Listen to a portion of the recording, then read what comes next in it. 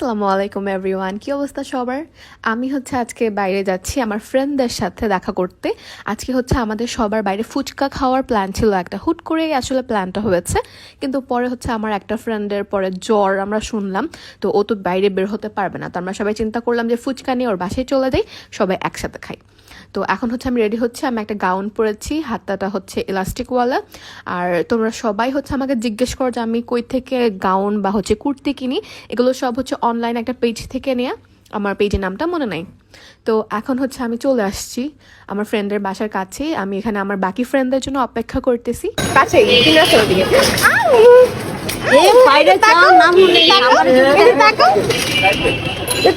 কি সুন্দর জামা পড়ছে, দেখো এই দেখো কি সুন্দর জামা। বলো হ্যালো এভরিওয়ান, বলো হ্যালো এভরিওয়ান, চ্যানেল তোমার ওয়েলকাম বলো।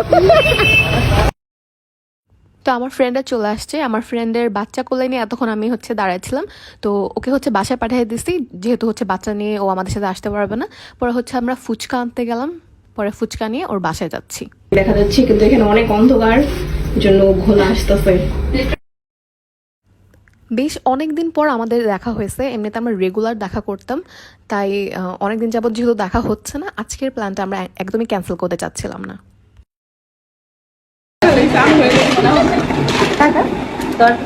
হ্যালো আমার কাট প্লিজ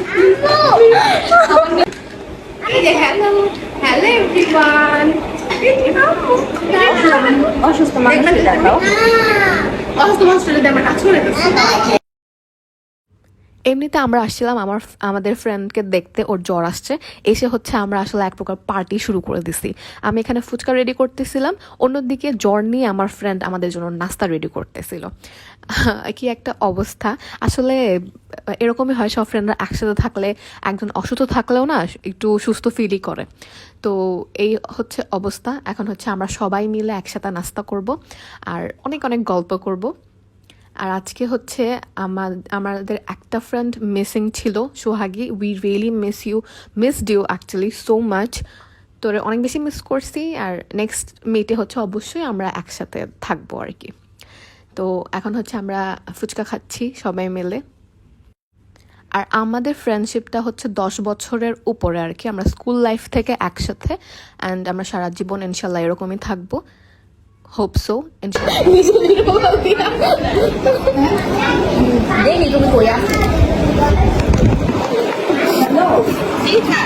চা দিয়া মোবাইল গাইতে সয় মোবাইল মুড়ি।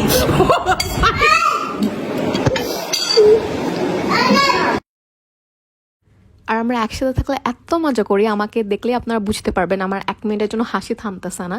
একসাথে থাকলে আমরা অনেক হাসি করি, অনেক মজা করি। স্কুল লাইফ থেকে এই অবস্থা আমাদের। আমরা সবসময় একসাথে থাকলে খুব মজা করতাম।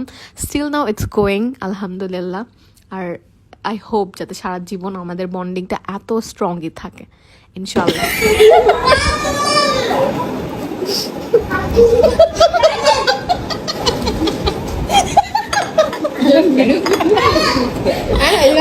কি করছে ফুচকাটা এনে নিয়ে চেহারা নাই তুইও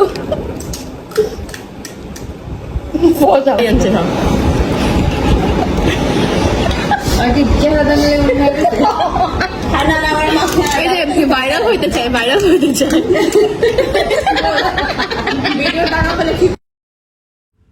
দেন অনেক অনেক গল্প করতেছি।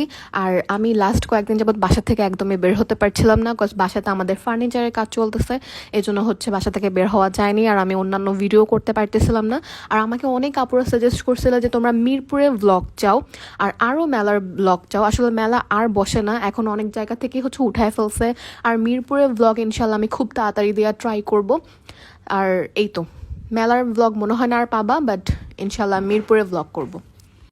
আর তোমরা অনেকেই ইডেনে যে গাউনটা আমি পরে গিয়েছি ওইটা আমি কোন জায়গা থেকে নিয়েছি জিজ্ঞেস করছিলাম, বাট আমি ওইটা কোনো জায়গা থেকেই নিইনি, ওটা আমি বানিয়েছি।